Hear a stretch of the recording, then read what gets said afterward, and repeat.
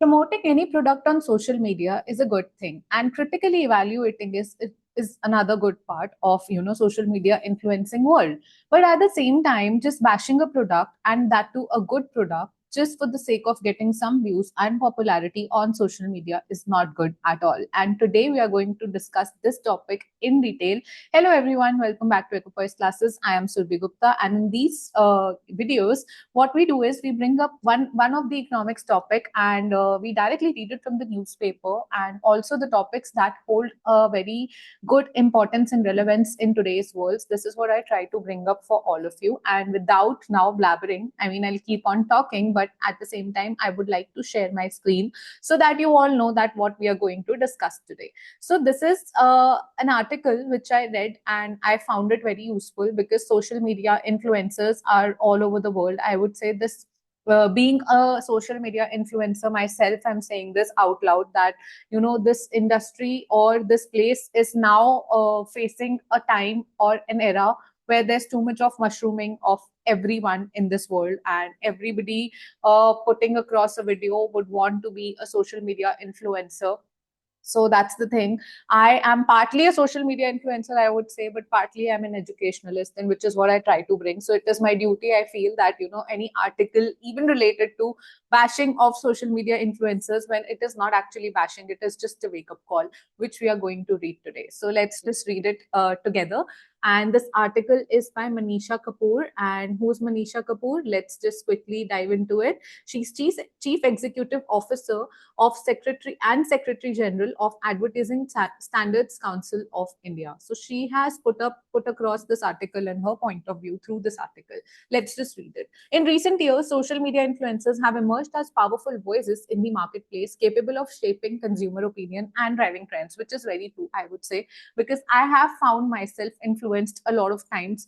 Given if I have a product, but I feel that, for example, if a cosmetic has been launched, or if L'Oreal has launched one of the lipsticks, so even though we do have a shade, but they market it so well through social media influencers that some of the other consumers get influenced to purchase that product, even though they have a similar kind of a shade. But they feel, the fear of missing out on a thing is so huge, they create that fear of missing out, FOMO, into the consumers. So that's a huge driving trend these days, what social media influencers do. Okay. However, a recent court ruling serves as a crucial reminder that being a social media influencer is not a license.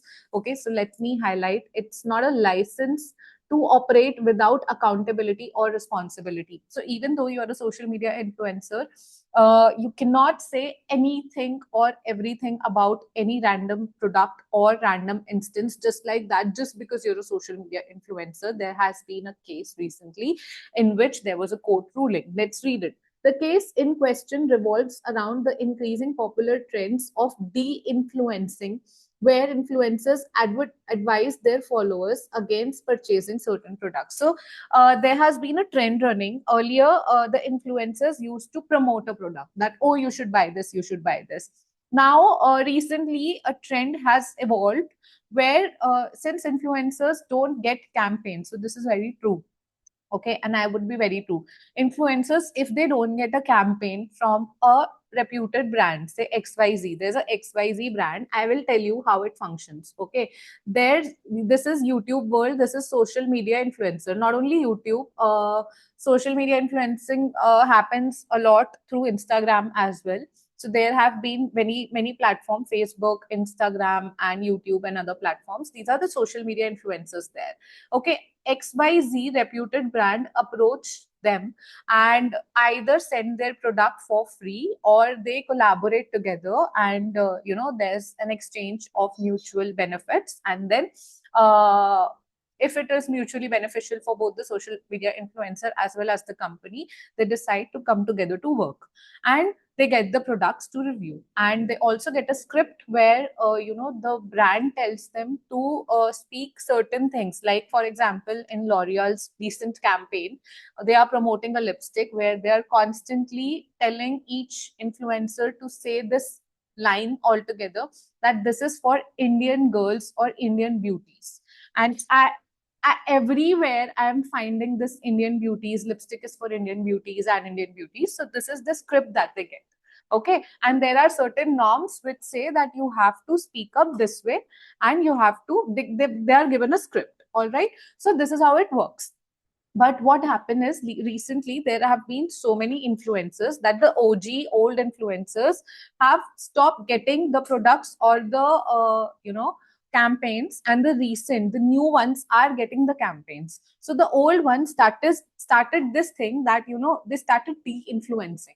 So they motivated their they put across videos on YouTube and other platforms, and they say that we are de-influencing, we are saving your money, and you should not buy this product, not buy that product.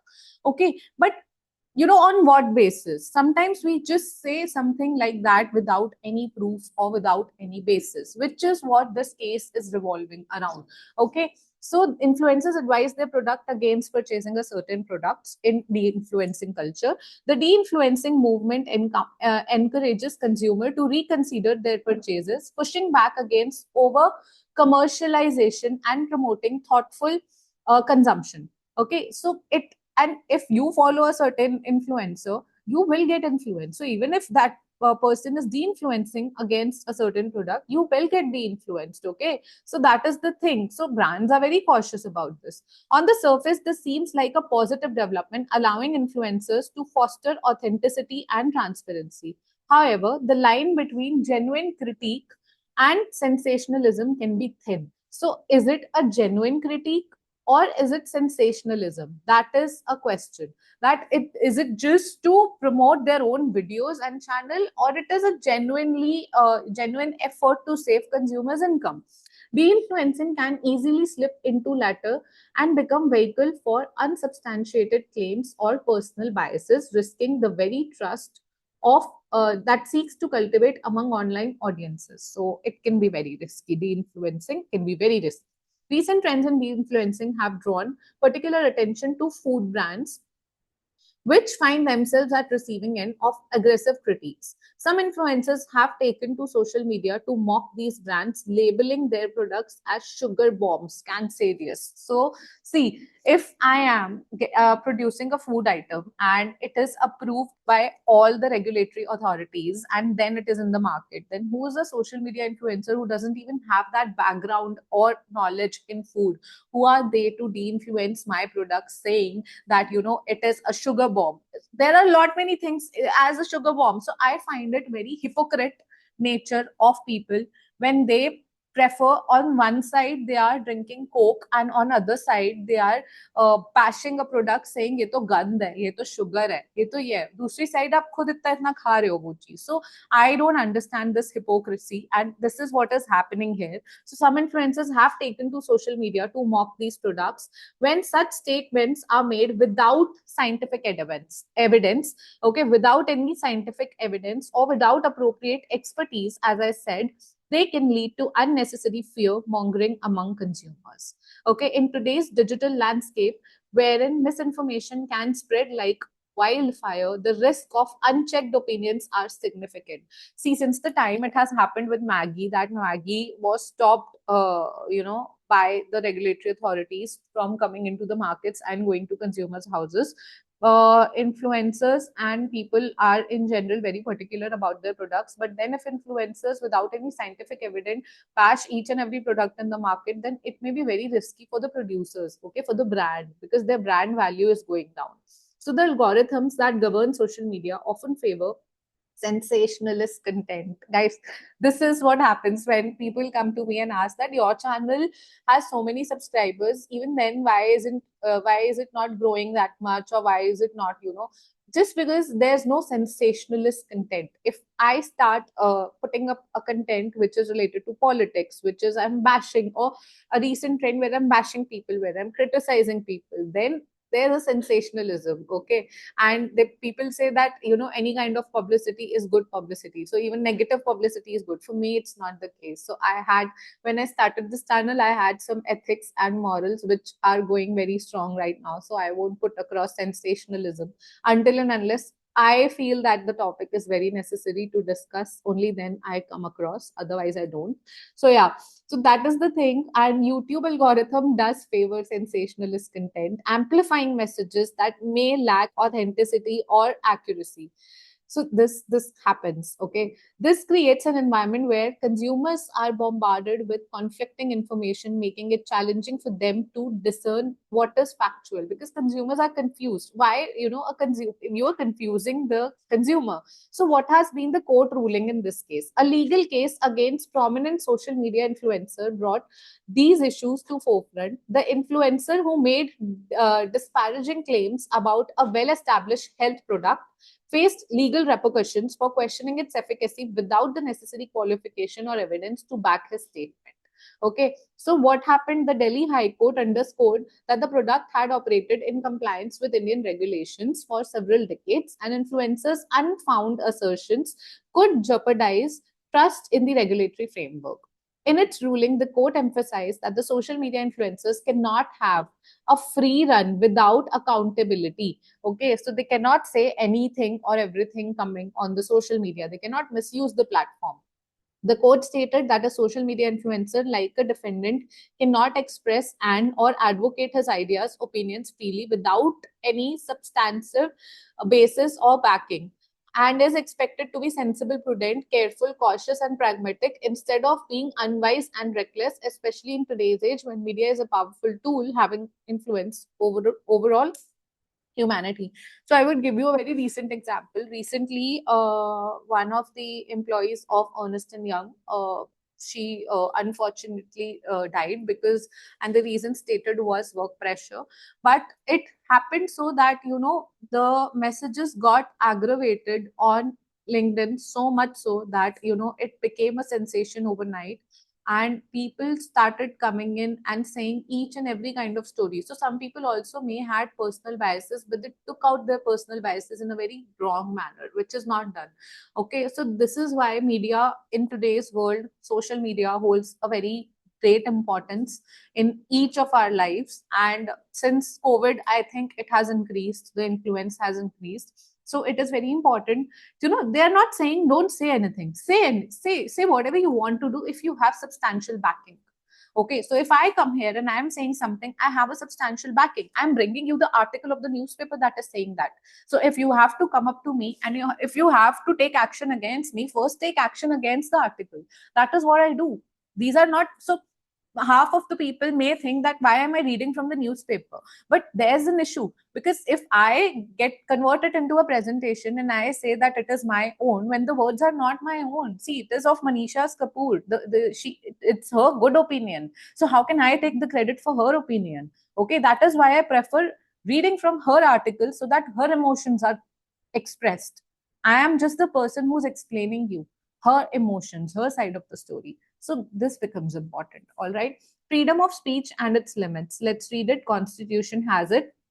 While the Indian Constitution grants individuals the right to express their opinion freely, this freedom is not absolute. The court highlighted that while the Constitution permits anyone to freely convey, share, and opine about anybody or anything, it must be done without being slanderous, defamatory, or libelous, amounting to criticism and character assassination. So you should not do something which assassinates somebody's character on social media. You should do it, but without being slanderous. So that is thing. You should not defame anybody.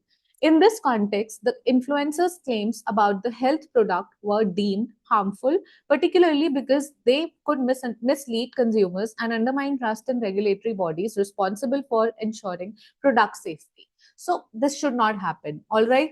They were considered defamatory on account of the tone that was deployed. So tone that was deployed can do a lot of things. The court placed particular emphasis on the importance of responsible conduct in the context of defendant's role as an influencer. So the court held that the language and the tone used by defendant in the video suggested that he was ridiculing the brand rather than engaging in the constructive or informed critique. He was just ridiculing the brand just to get views or just to get promotion. The court found that defendant's behavior was unbecoming of someone who claims to be social media influencer, as his actions were not in line with the standards of the professionalism, care, and responsibility expected from the individuals who have such a wide-reaching platform. So, if I have, say, 2 lakh people on my platform who are watching my video and who may watch, I'm saying I'm not getting 2 lakh views on any of the video, even if 2,000 people are watching my video, for me it is important that the conduct is responsible, so that I have a lot of responsibilities on this platform. I cannot do anything what I like. So de-influencing 2.0, a new approach. De-influencing could serve a very valuable purpose if it keeps brands authentic and truthful, but there is a pressing needs to be more responsible approach that could be termed de-influencing 2.0. Okay, so as envisioned, the new version of online activism could prioritize fact based scientific discourse over sensationalism and unsubstantiated attacks on the products and brands. So if you have a proof, if you have some of the, say for example, if there's a health product and you find on the back that certain things, so the product is claimed to be healthy but the ingredients are harmful, then you have a backing, then you can probably substantiate your claims, but you should have that backing. All right, so that is the scene, and this should be the.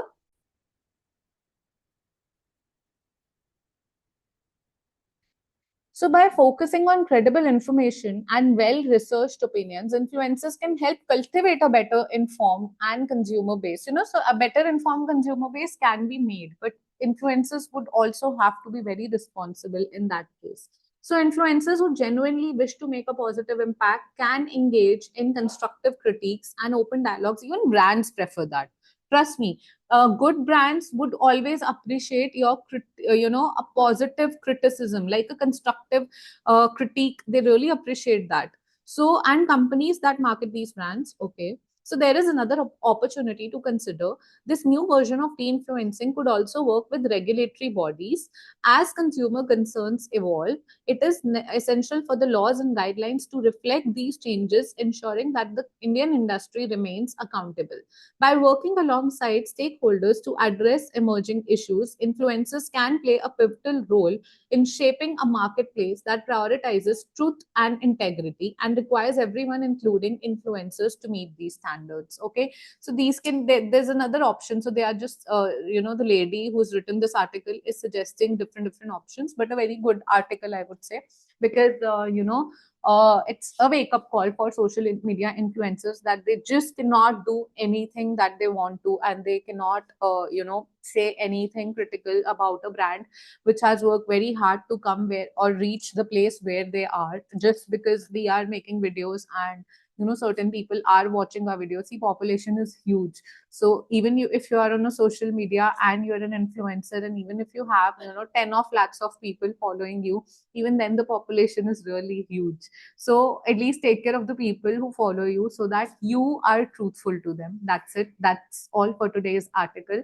And I truly hope you found it useful and it added some of the other value in your life. Thank you so much for watching the videos. Do share your feedback, like, share, and subscribe. I'll see you tomorrow. Till then, take care and bye bye.